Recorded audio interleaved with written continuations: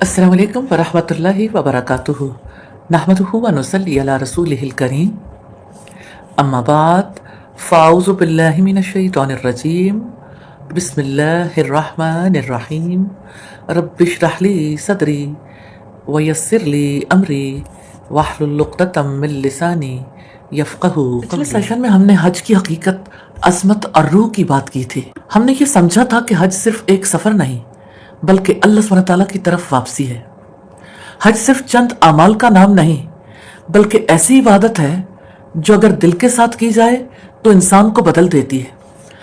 لیکن یہاں ایک بہت اہم سوال پیدا ہوتا ہے، کیا صرف حج پر چلے جانا کافی ہے؟ کیا ticket, passport, visa, group packing اور پلاننگ ہی تیاری ہے؟ کیا ظاہری سفر کی تیاری کر لینے سے انسان حج کی اصل برکت پا لیتا ہے؟ جواب یہ ہے کہ نہیں۔ حج ایک ایسا سفر ہے جس کے لیے صرف بیگ تیار کرنا کافی نہیں، اس کے لیے ضروری ہے کہ انسان خود بھی تیار ہو، دل بھی تیار ہو، نیت بھی تیار ہو، زندگی بھی کچھ حد تک سمیٹی جائے، معاملات بھی صاف کیے جائیں اور بندہ اپنے رب کے گھر جانے سے پہلے اپنے باطن کی طرف بھی دیکھے۔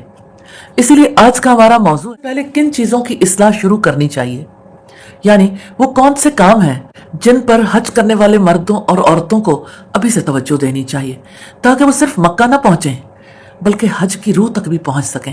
یہی حج سے پہلے کی تیاری ہے۔ حج سے پہلے انہی چیزوں کی اصلاح شروع کرنی چاہیے اور سب سے پہلی تیاری ہے توبہ۔ حج گناہوں سے پاک کرتا ہے، لیکن اگر انسان گناہ کرتا کرتا اللہ تعالیٰ کے گھر حاضر ہو تو وہاں توبہ کی توفیق بھی مشکل سے ملتی ہے۔ اس لیے گھر سے نکلنے سے پہلے گناہوں کو چھوڑ دیں اور سچی توبہ کر لیں۔ رب العزت کا ارشاد ہے وَتُوبُوا إِلَى اللَّهِ جَمِيعًا أَيُّهَا الْمُؤْمِنُونَ لَعَلَّكُمْ تُفْلِحُونَ۔ اے مومنو، تم سب مل کر اللہ تعالیٰ کی طرف توبہ کرو تاکہ تم فلاح پاؤ۔ تنہائی میں بیٹھیں، اپنے گناہوں کو یاد کریں، اپنی کوتاہیوں کو یاد کریں، وہ نمازیں یاد کریں جو غفلت سے گزری، وہ باتیں یاد کریں جو زبان سے نکل گئیں، وہ نگاہیں یاد کریں جو قابو میں نہ رہ سکیں، وہ وقت یاد کریں جو اللہ کی نافرمانی یا غفلت میں ضائع ہوا۔ پھر اللہ سبحانہ تعالیٰ کے سامنے جھک جائیں اور کہیں یا اللہ، میں آپ کے گھر آنے سے پہلے آپ سے معافی مانگتی ہوں۔ میں اپنے بوجھ کے ساتھ آنا نہیں چاہتی، میں آپ کے سامنے ہلکی ہو کر، ٹوٹ کر، سچی ہو کر آنا چاہتی ہوں۔ یہ نہ سوچیں کہ گناہ بہت ہیں اس لیے شاید معافی نہ ملے، بلکہ یہ سوچیں کہ رب بہت بڑا ہے اس لیے معافی ضرور مل سکتی ہے۔ گھر سے توبہ کر کے نکلیں گے تو بیت اللہ میں بھی توبہ کا موقع ملے گا اور اس طرح حج گناہوں سے پاک کرنے کا سبب بن جائے گا انشاءاللہ۔ دوسری بڑی تیاری ہے حقوق العباد کی ادائیگی۔ یہ بہت حساس معاملہ ہے۔ بعض لوگ عبادات کے معاملے میں تو کیئرفل ہوتے ہیں مگر بندوں کے حقوق کو اتنی سیریسنس سے نہیں لیتے۔ اس لیے آپ اپنے آپ سے سوال کیجئے، کیا کسی کا حق مجھ پر باقی ہے؟ کیا میں نے کسی کا دل توڑا ہے؟ کیا کسی کی غیبت کی ہے؟ کیا کسی کے ساتھ زیادتی کی ہے؟ کیا کسی کی امانت میرے پاس ہے؟ کیا کسی کا قرض باقی ہے؟ کیا کسی مالی حق میں کمی رہ گئی ہے؟ کیا کسی انہیریٹنس، مہر یا فیملی کے حق کے معاملے میں انصاف نہیں ہوا؟ یہ بہت ضروری ہے کہ بندہ حج سے پہلے اپنی زندگی کے ان گوشوں کو دیکھے جہاں وہ اللہ کے سامنے جواب دہ ہے۔ صرف یہ کافی نہیں کہ انسان حج پر جا رہا ہے، یہ بھی ضروری ہے کہ وہ دیکھے کہ کسی مظلوم کی آہ، کسی کا دبایا ہوا حق، کسی کی شکایت اس کے ساتھ تو نہیں جا رہی۔ اگر کسی کے پاس لوگوں کے مال، جان یا عزت کا کوئی حق باقی ہے تو سفر پر جانے سے پہلے اسے ادا کر دے یا ان سے معاف کروا لے۔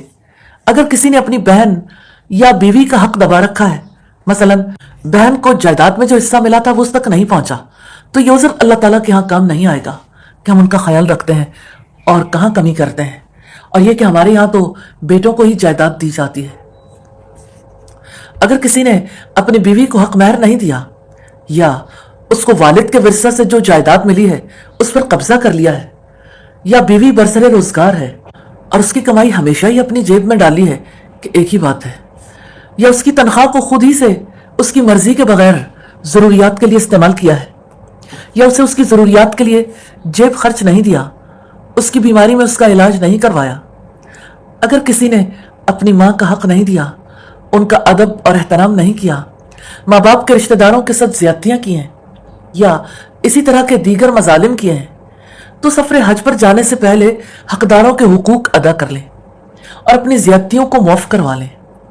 अगर किसी मामले में इस्लाह मुमकिन है अभी कर लें। आइए उस दिन की तैयारी कर लें जिस दिन न दिरहम काम आएंगे, न दीनार, न डॉलर्स, न पाउंड, न रुपीस, न सफारिश। याद रखें, अगर हकदार को उसका हक न मिला तो क़यामत के दिन उसके गुनाह आप पर लाद दिए जाएंगे। ये सही बुखारी की 6534 नंबर रिवायत है। तीसरी तैयारी है नमाज की पाबंदी करना। जो बंदा हज पर जा रहा है वो अल्लाह के घर जा रहा है, और अल्लाह के घर जाने वाला बंदा अगर अपनी नमाज में कमजोर हो तो उसे सबसे पहले यही फिक्र करनी चाहिए कि मेरी नमाजें संवर जाएं। वक्त पर नमाज, तवज्जो के साथ नमाज, खुशू के साथ नमाज, सुनन की पाबंदी, दुआ के साथ नमाज, ये सब अभी से शुरू होना चाहिए। हज इंसान को अल्लाह सुब्हानहू तआला के करीब होने का मौका देता है, लेकिन जो बंदा रोजमर्रा जिंदगी में नमाज के जरिए अल्लाह सुब्हानहू तआला के करीब होने की कोशिश ही ना करे, उसके लिए हज का ज़ौक़ गहरा होना मुश्किल हो जाता है। इसलिए अगर नमाजों में सुस्ती है तो यही वक्त है कि संभल जाएं। अगर नमाज मैकेनिकल हो गई है तो उसे जिंदा करें। अगर दुआ कम हो गई है तो नमाज के बाद दुआ करना शुरू करें। अगर कुरान से ताल्लुक कम हो गया है तो नमाज को कुरान के साथ जोड़ें। पांच लोग हज के बाद बदलने का इरादा करते हैं, लेकिन सच्ची बात यह है कि जो बंदा हज के लिए संजीदा हो वो हज से पहले ही बदलना शुरू कर देता। चौथी तैयारी है जिक्र और दुआ। जिक्र और दुआ की आदत डालें। हज वो सफर है जहां बार बार हाथ उठेंगे, बार बार दिल पुकारेगा, बार बार जुबान पर लब्बैक, इस्तिग़फ़ार, दुरूद, तलबिया और दुआएं आएंगी। लेकिन एक हकीकत है, जो जुबान सारा साल दुनिया भर की बातों में मसरूफ रही हो, जो दिल सारा साल स्कैटर्ड रहा हो, उसके लिए अचानक वहां जाकर पिघलना आसान नहीं होता। इसलिए अभी से अपनी जुबान को जिक्र की आदत डालें, इस्तिग़फ़ार करें, दुरूद पढ़ें, छोटी दुआएं याद करें, कुरान की तिलावत बढ़ाएं, अल्लाह सुब्हानहू तआला से दुआएं करनी शुरू करें। दुआ सिर्फ अरबी अल्फाज का नाम नहीं है, दुआ तो दिल के झुकने का नाम है, और हज में दिल को झुककर मांगना होता है। इसलिए अभी से दिल को मांगने वाला बनाइए। अगर अभी से जिक्र आपकी जिंदगी में आ जाए तो हज में आपकी जुबान अजनबी महसूस नहीं करेगी, वहां जाकर दुआ फ्लो करेगी, दिल नरम होगा और बंदगी की कैफियत जल्द बनेगी। पांचवी तैयारी है सब्र और तहम्मुल। हज कंफर्ट ट्रिप नहीं है, ये सेक्रीफाइस ट्रिप है।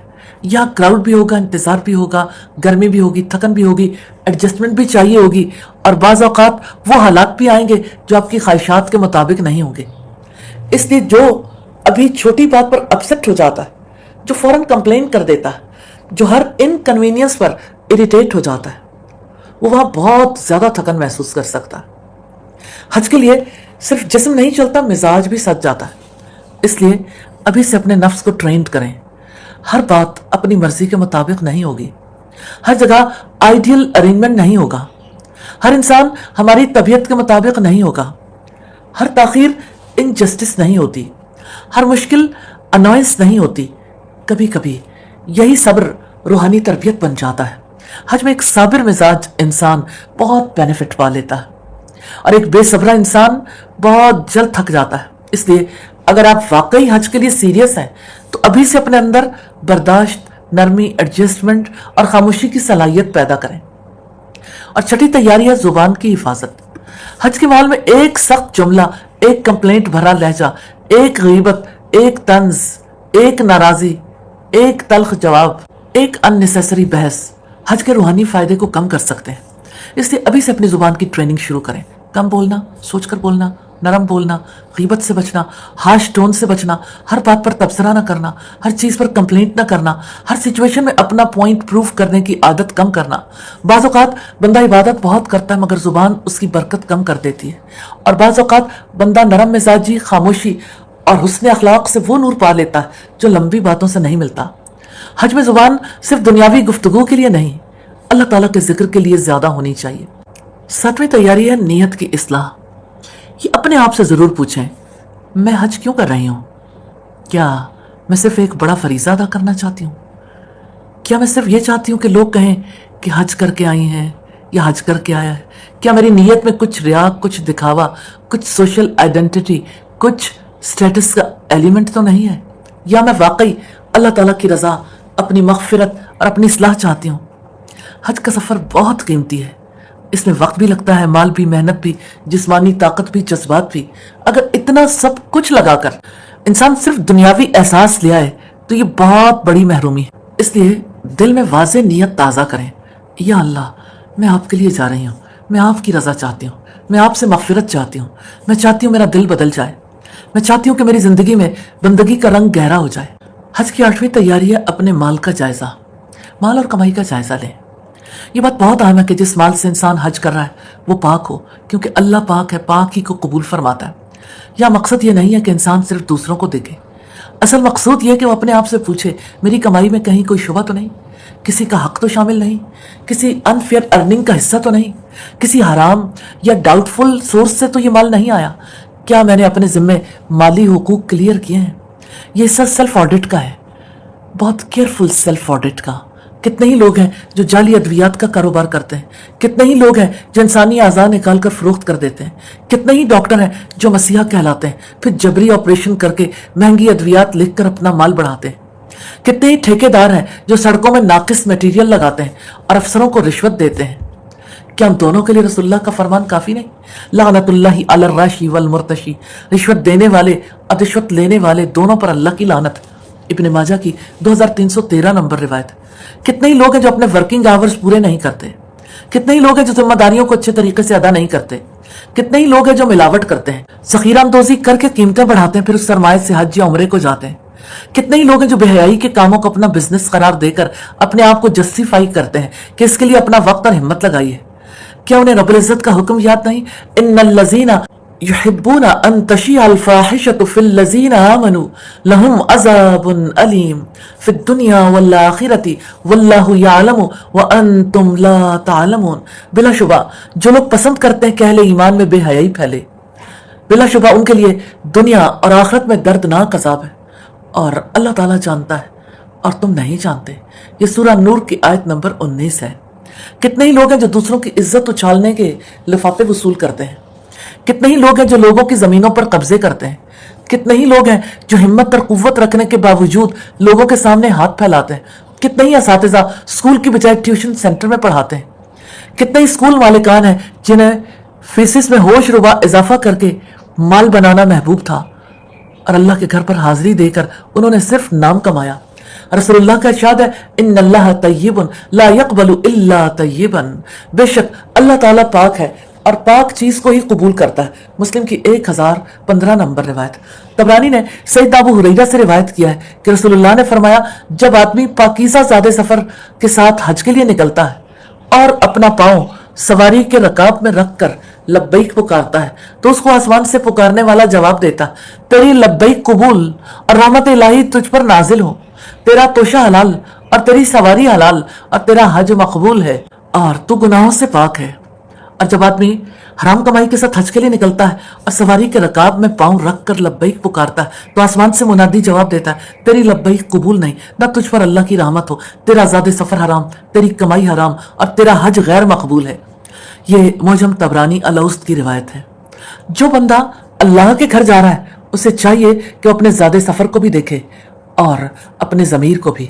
اگر کہیں کوئی شک ہو تو جہاں تک ممکن ہو اصلاح کرے، حق واپس کرے، صدقہ کرے اور اللہ تعالیٰ سے پاکی مانگے۔ حج پر جانے سے پہلے حج کے احکامات اور مسنون اعمال کا علم حاصل کریں، کیونکہ اللہ تعالیٰ کے ہاں وہی عمل قبول ہوتا ہے جو رسول اللہ کی سنت کے مطابق کیا جائے۔ اسی طرح حج کے ہر مقام کی مسنون دعائیں یاد کر لیں، نماز جنازہ کا طریقہ سیکھ لیں کیونکہ حرمین میں بار بار اس کا موقع ملتا ہے۔ قرآن مجید کی کچھ صورتیں یاد کر لیں تاکہ نمازوں میں پڑھ سکیں۔ اور 10ویں بات ہے نیک، سنجیدہ اور اللہ والے لوگوں کی صحبت اختیار کریں، کیونکہ صحبت انسان کے مزاج، سوچ اور ڈائریکشن پر اثر ڈالتی ہے۔ جو لوگ حج کو دنیاوی ٹرپ بنا دیتے ہیں ان کے ساتھ رہ کر سیریسنس کم ہو سکتی ہے، اور جو لوگ حج کو بندگی کا سفر سمجھتے ہیں ان کے ساتھ رہ کر دل بھی زیادہ تیار ہوتا ہے۔ اور 11ویں ان نیک اعمال کی فہرست بنائیں جنہیں آپ حج کے دوران انجام دیں گے اور جنہیں زندگی بھر اپنی عادت بنانا چاہتے ہیں۔ حج کو صرف چند دنوں کا سفر نہ بنائیں، اسے اپنی باقی زندگی کے لیے لانچنگ پیڈ بنا لیں۔ اور 12ویں ٹائم مینجمنٹ کر لیں، اپنے اوقات کی پلاننگ کریں، علم کے لیے وقت، عبادت کے لیے وقت، آرام کے لیے وقت، گروپ رسپانسبلٹی کے لیے وقت، انفرادی دعا اور ریفلیکشن کے لیے وقت۔ جو شخص وقت کو آرگنائز کر لیتا ہے وہ حج کے دنوں میں زیادہ فائدہ اٹھا لیتا ہے، اور جو ہر چیز سپونٹینیس چھوڑ دیتا ہے وہ بعض اوقات بہت سی قیمتی گھڑیاں ضائع کر دیتا ہے۔ یا اللہ ہمیں ایسی توبہ نصیب فرما جو ہمارے ماضی کے گناہوں کو مٹا دے، ہمیں حقداروں کے حقوق ادا کرنے کی توفیق دے، ہمارے مال کو پاک فرما، ہماری نیت کو خالص فرما، ہماری صحبت کو نیک فرما، اور ہمیں پاک ہو کر، ہلکا ہو کر، امید سے بھر کر اپنے گھر میں داخل فرما۔ آمین یا رب العالمین۔ سبحانک اللہم وبحمدک، نشہد ان لا الہ الا انت، نستغفرک ونتوب الیک۔ السلام علیکم ورحمۃ اللہ وبرکاتہ۔